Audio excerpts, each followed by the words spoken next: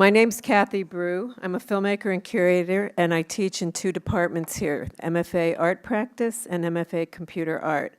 And along with those two departments and 5 others, I want to make sure I get these right, MFA Art Writing, MFA Fine Arts, MFA Social Documentary, MFA Photography, Video, and Related Media, and BFA Fine Arts. I want to welcome you all to the 9th edition of Political Advertisement, 1952 to 2016.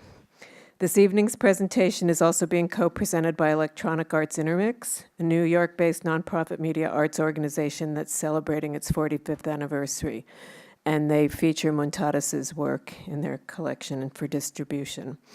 For the past 32 years, artists Muntadas and Reese have been compiling a history of presidential campaign spots following the evolution of political advertising from its beginnings to the present day.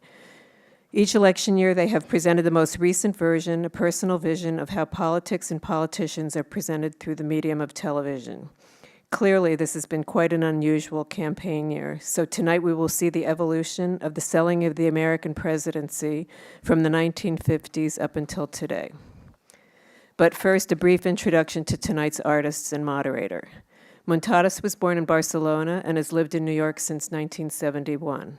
His work addresses social, political, and communications issues, the relationship between public and private space within social frameworks, as well as channels of information and the ways they may be used to censor central information or promulgate ideas. He works on projects in different media, such as photography, video, publications, multimedia installations, and the internet. Marshall Reese is a Brooklyn-based artist working in various media, including video, information networks, custom hardware and software, editions, and temporary public art events. Since the mid-'80s, he's collaborated with Nora Ligurano as Ligurano Reese. As it relates to election campaigns, Ligurano Reese have presented 7 site-specific public works at the U.S. political conventions, focusing on climate and political issues. This summer, for both the RNC in Cleveland and the DNC in Philadelphia, they unveiled a 4,000-pound sculpture carved in ice spelling out the words, "The American Dream," that clearly had its meltdown. I was there for the Philadelphia experience. It was quite an afternoon. After the screening of Political Advertisement, writer Michelle Goldberg will be in conversation with the artists. Michelle Goldberg is senior contributing writer to Slate.com and the author of several books. Her work has also appeared in The New Yorker, The New York Times, The Washington Post, Newsweek, Rolling Stone, The Nation, The Guardian, and many others. So first we'll have Muntadas come up. Thank you.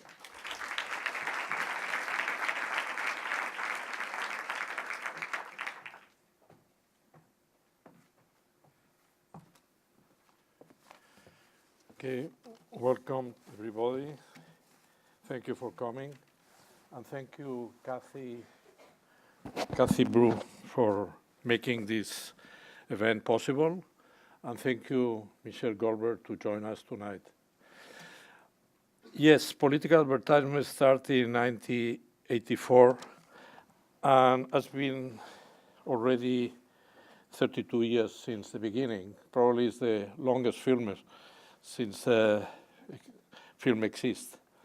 Every 4 years, we go through similar process, observing the media, recollecting images, choose and edit what we think are the more significant ads that represent a spectrum of political advertisement, reflecting both the political arena and also the current production of image in the form of publicity for each possible candidate. Editing involves a process of decision-making. Also, as an art practice, we relate the editing process to a significant reference in the history of using and recycled image work as photomontage in the 30s, with some prominent artists as Herfield and Renault, and the film and video montage of the 60s and 70s as reference. Also, strategies to present and to make aware of the power image on the political arena. Images are speaking by themselves. And viewing, like in this case, in a chronological order, we propose a reading of the evolution of the image through 64 years and how they are important tools to understand the different use and methods since the start of the political campaign and elections. Since the start of the 50s, the continuous production of political advertisement, its techniques and formats has been changed. are reflecting the chain and amount of people involved in this process, the campaign manager of each party, the political advisors, their marketing strategies, the advertising agencies' teams, the art directors, and finally, their editors. All of them are part of a chain of crucial significance, the final political consequences as the money involved in each election. Every 4 years, the money increases and represents an important and significant amount of an industry that helps to create and manipulate their audience, their voters, and finally, the elections. Thank you.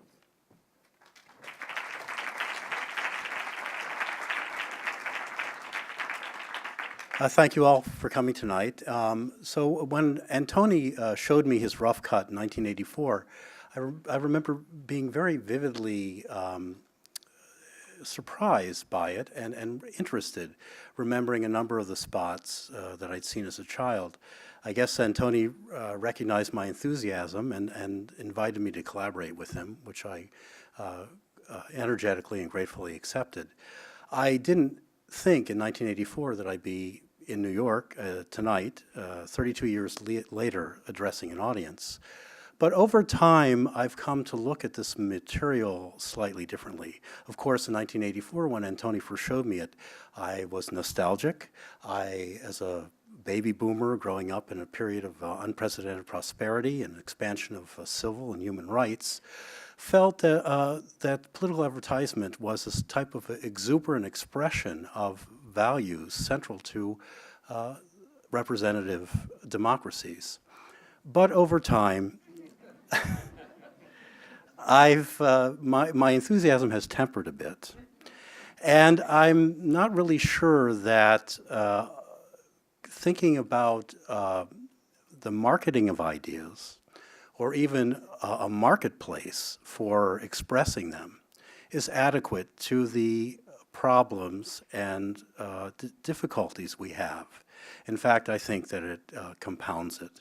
Because at this juncture in our history, a supermarket is probably not the best forum for democracy. And I don't want to add anything else to say other than to invite Michelle Goldberg to say a few words.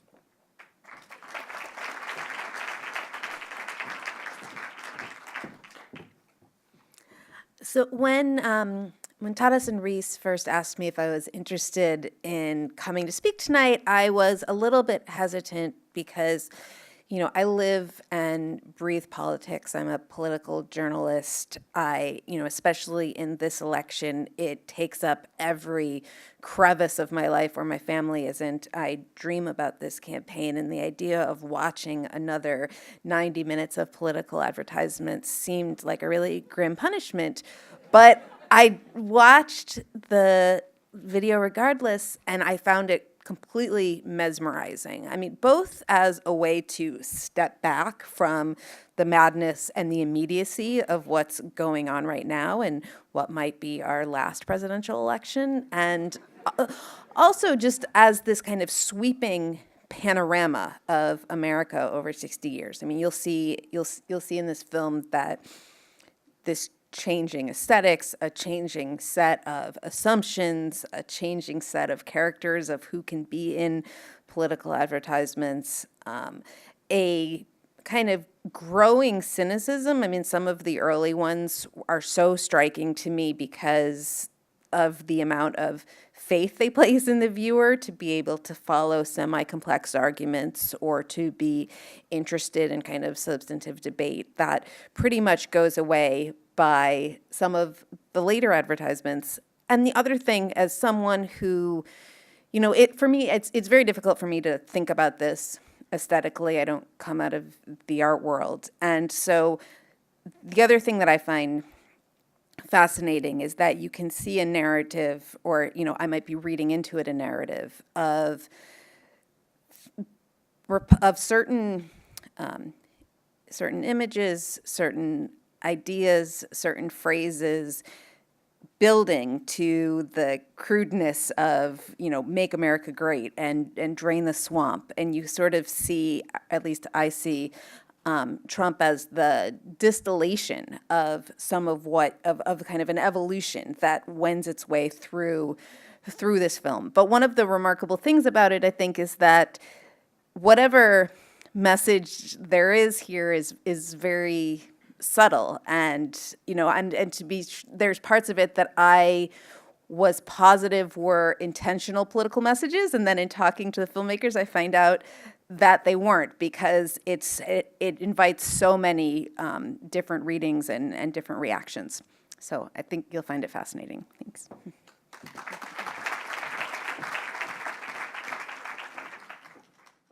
Thank you for coming tonight.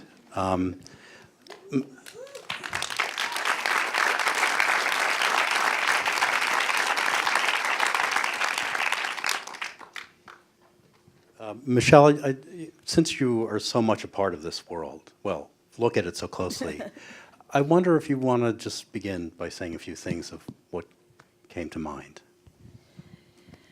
Sure. I think that one of the things that first of all comes to mind is the question of how much longer this art form, if you want to call it an art form, is even going to last. I mean, it must have been such a strange thing putting it together in a cycle that was in some sense kind of proving the inefficacy of television ads.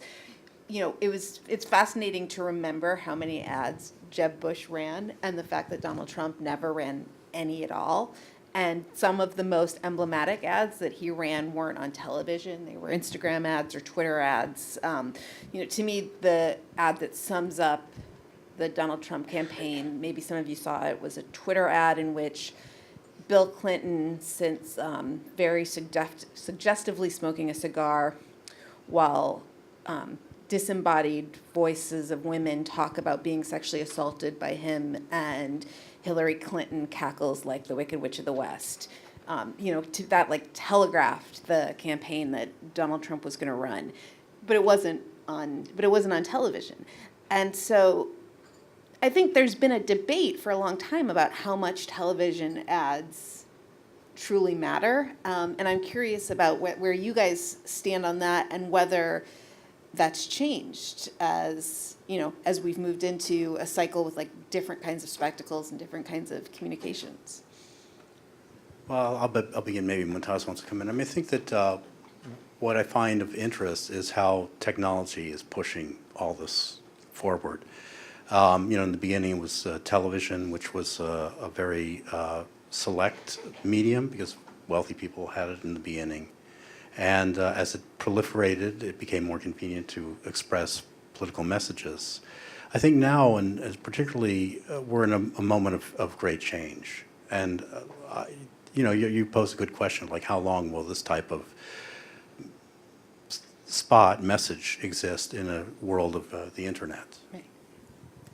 So let me also ask you, as somebody, as kind of artists, as people who consider this aesthetically, how much are you also trying to tell a story about politics, right? There was times when I thought you were making certain kind of subtle insider commentary, but I think I was just reading that into it. We talked before, the Marco Rubio spot, the one where he's dancing to "These Boots Are Made for Walking," I don't know how many of you know that it was long rumored in conservative Florida politics that he was gay, right? That was the smear that was going to take down Rubio. And so when I saw that, and I had never seen that before because it didn't air in New York, and I wasn't in that many red states during the primary.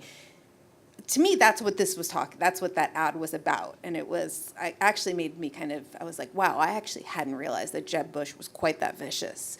And I thought that was why you guys had it there, and I guess I'm curious, when you put this together, is it an aesthetic statement, or are you trying to comment about the dynamics of these political campaigns and the kind of, backstories of these political campaigns? Well, I think, Antoni, you always speak very strongly about our editing process. I wonder if you want to talk about how that shapes what we do. Well, I think what I feel about them, the works, they should talk about themselves. that everything we show here is a chain of decisions of editing. Putting this material together is a kind of large collage, and I think one by one, they don't make much sense, but maybe if you relate it to other, I think it's a series of relationship, juxtaposition, and commentaries that it needs to be understood in that way. That my feeling is, whatever we could say now, if it's not there, it don't make any sense. You know, I think we could talk about parallel information, how it's made. Of course, we start in 84, is 32 years. Every year we get together, a bunch of material to the site, and to the 16, I think, is 12 minutes from maybe hundreds and hundreds of advertisements. And that all decisions, I think, are there. The editing process is what they do at work. Right. Like that, whatever we could say here is, or we go into the political turf, or we talk about the media, then I think is what our interest is. The work is about how the media is shaping politics. And finally, these portraits of these people are a kind of simulacrum. Nobody is like this is being represented. Right. If we made a gallery of portraits in Washington, instead of paintings of the presidents, we put the spots represent. I think it will be characterized another kind of National Gallery of Portraits in Washington. Well, right, but if the National Gallery was filled with kind of vicious caricatures made by many of these politicians' enemies, right? I mean, that's the big difference. These aren't just kind of people representing themselves. These are also people representing. Well, many is represented by the political advisors. You know, they are mercenaries. There are people that are today in the United States, tomorrow in Brazil, after tomorrow in Israel. And these people, they don't care any ideology. They are like kind of, you know, are changing the makeup of each one. That, in a way, has very much about cosmetics in terms of the. Well, who are you talking about? Because, I mean, there are some of these, I know that a lot of these people work abroad, but there's not that many of them that are, I mean, some of them, you know, Paul Manafort, some of these people on the right are purely mercenary. You know, there's also the people who worked for Barack Obama, you know, except there was Jim Messina went and worked for, I think, Brexit. right, but most Yeah. of them, you know, have gone and worked for left-wing Historically, campaigns. it's been- Most of them have gone and worked for left-wing campaigns Historically, abroad. it's been like working abroad. Like that, the ideology in every country change, you know, and they go to the economical situation that I think is, I don't think if we want to talk on that. Right. But I mean, one of the things that I think is interesting, like if you think about this as an art form, is that the politics, I mean, this interchangeability of the consultants, as Antoni's saying, like working in the US, Messina, for example, an Obama person, then doing Brexit, that the politics becomes plastic too. I mean, it becomes as malleable as the images. And that's where I think we're interested in playing with these ideas of how, you know, there's an ideology, but then it becomes very malleable. And what's doing that? Is it the image? Is it the technology that's making politics malleable? Or is that just the people who make it? Or you know? Right, but also, I mean, there's kind of underlying, do you see the images kind of emerging from an underlying social dynamic, or do you see the images as creating that dynamic, right? I mean, because there's a reason why you start seeing some of the same, you know, some of the sorts of things that you saw Nixon, that you saw in kind of Nixon's advertisements, you see sort of migrate to some of the Democratic candidates in the 1980s. But that was because was that because the ideology is totally plastic, or because they kept losing? And one of the things that I find so striking in that is that you see certain sorts of images almost kind of eliminated as if by natural selection. And it's especially, I notice it like the commercials that would really speak to me inevitably turned out to be the ones that were completely ineffective nationally. The one of the Vietnamese woman carrying her child, and you see this again. You see it with both McGovern, and then you see there's later, I think, in Iran. There's a Latin American girl, in some kind of insurgency. That's So, McGovern's. and basically, it seems like the reason that you never now see the victims of American foreign wars in any advertisement since then, right, is because they didn't work. Well, I think the formats and strategies are changing, but also repeating. Mm-hmm. We see a lot of quotations. I think it's good to see this in a kind of evolution, because you start to see the Morning America Right. from Rubio it was inspiring in the Reagan ad. That start to be a kind of inside quotation story. And the strategies, the endorsement, the negative ads, I think that it's been the last 20 years of negative information, more and more increasing. I think Republicans start that. But finally, the Democrats go too into like that. Finally, nobody's talking about what they're doing. They're talking about what bad they are the others. I think that's what did you take of this involvement of the negative ads? I don't know. I would be really curious to see how the advent of focus group testing corresponded with the change in the advertisements and the kind of them becoming both like dumber and more manipulative. Because, I think part of the thing is that these kind of idealistic ads that really spoke to liberal values. I mean, at least until Barack Obama, for many, many years, they became associated with failure. And, again and again, you saw the most kind of demagogic, crude, dishonest ads were the ones that appeared to have some sort of impact. And it's also, I think, I'm curious about the focus group testing because it's difficult sometimes to make a connection between the ad and the success of the campaign that it was connected to, right? I mean, I don't think that we know whether there's a mythology about John Kerry would have won the election if not for the Swift boat ads, but I don't think that we know if that's really true. But I think that what you're seeing is a growing contempt and despair on the part of people who make these ads for the people that they're speaking to, right? A sense that people will, I bet if you even did like a language analysis of, particularly in the last few years, I bet it's becoming more and more sort of elemental and basic. And it's because,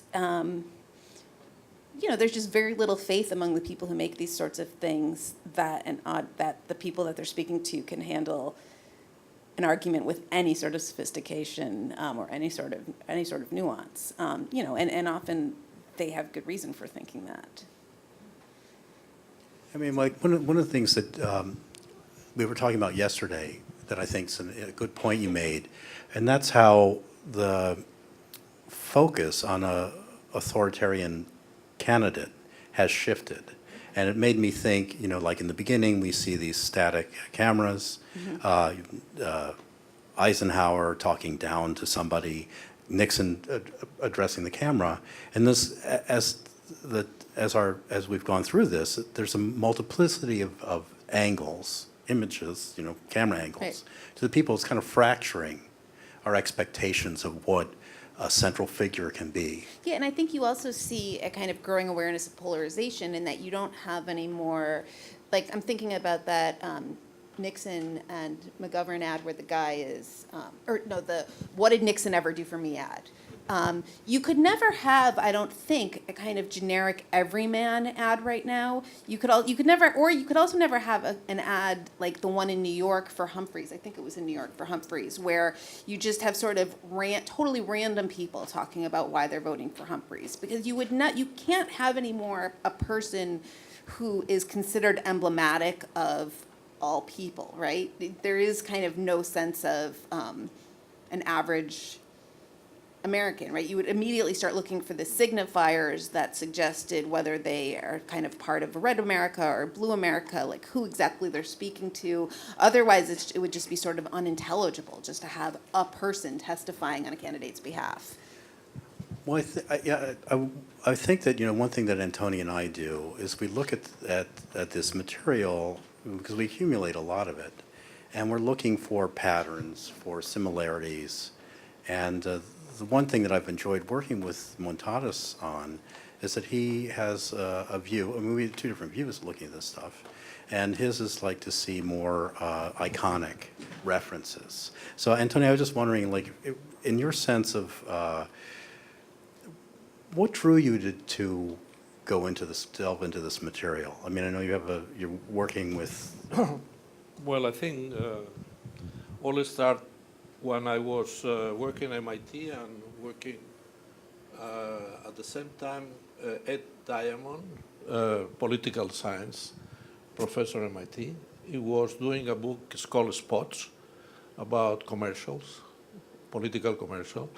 And I see the book as an interesting approach, but it was the analysis and the commentaries on the spots, and I say, well, maybe it's interesting to see the spots instead to talk about. Like that, I asked him access to his archive, and he was very generous.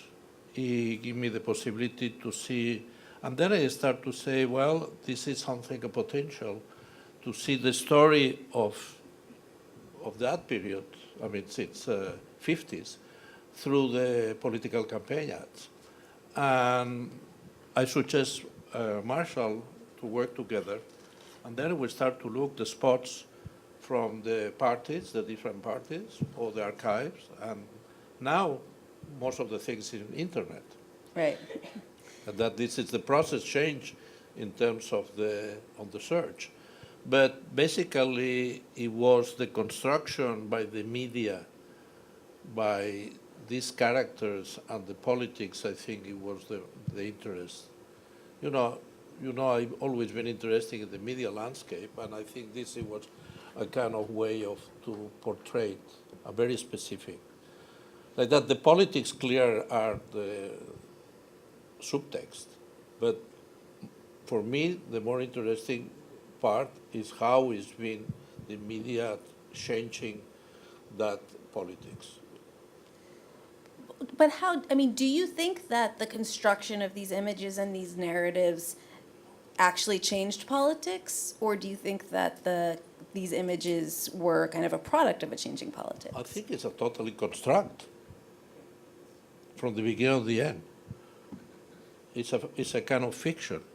Right, of course it's a fiction, but I guess my question is, do you think it's a fiction that has kind of material effects on the way that politics is? Of course it is, and it has to do a lot with the, the beginning of advertising, it was information. Mm-hmm.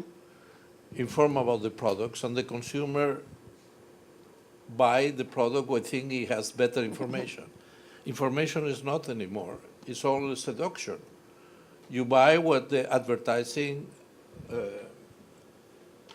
tries to convince you to buy this product. And this is the same thing here. Is there a kind of quantitative or qualitative difference between product advertising and political advertising? Well, we were in Phoenix, and a friend of ours said, yeah, sex sells products, and fear sells politics. And so I think that's like a simple dichotomy. But when you think about it, that's a right. That's the core of it. That's the core of it. The film is long. 1 hour. on 30 minutes. Maybe it's the time to go. Can't hear you. No? We thank you very much. Thank you very much. Very much to be here. Thank you for coming.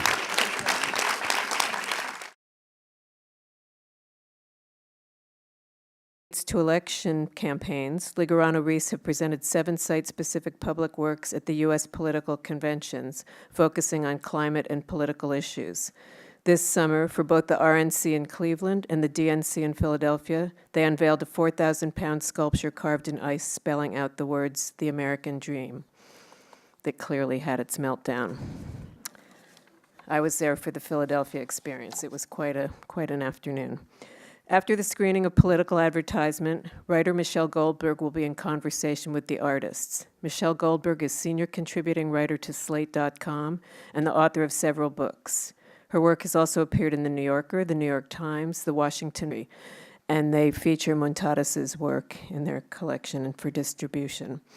For the past 32 years, artists Muntadas and Reese have been compiling a history of presidential campaign spots following the evolution of political advertising from its beginnings to the present day.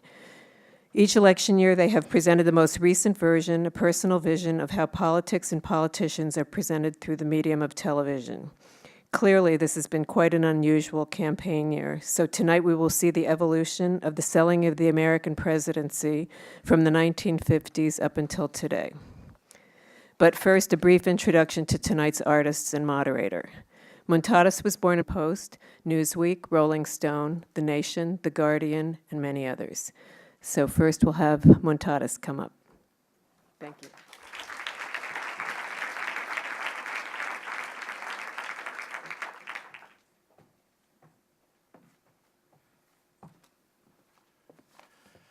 Okay, welcome everybody. Thank you for coming. And thank you, Kathy Brew, for making this event possible. And thank you, Michelle Goldberg, to join us tonight. Yes, political advertisement started in 1984. In Barcelona and has lived in New York since 1971. His work addresses social, political, and communications issues, the relationship between public and private space within social frameworks, as well as channels of information and the ways they may be used to censor central information or promulgate ideas. He works on projects in different media, such as photography, video, publications, multimedia installations, and the internet. Marshall Reese is a Brooklyn-based artist working in various media, including video, information networks, custom hardware and software, editions, and temporary public art events. Since the mid-'80s, he's collaborated with Nora Ligurano as Ligurano Reese. As it relates, my name's Kathy Brew. I'm a filmmaker and curator, and I teach in 2 departments here, MFA Art Practice and MFA Computer Art.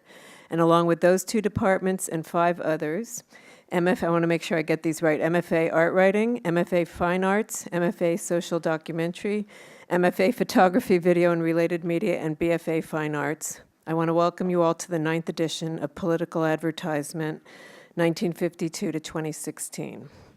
This evening's presentation is also being co-presented by Electronic Arts Intermix, a New York-based nonprofit media arts organization that's celebrating its 45th anniversary.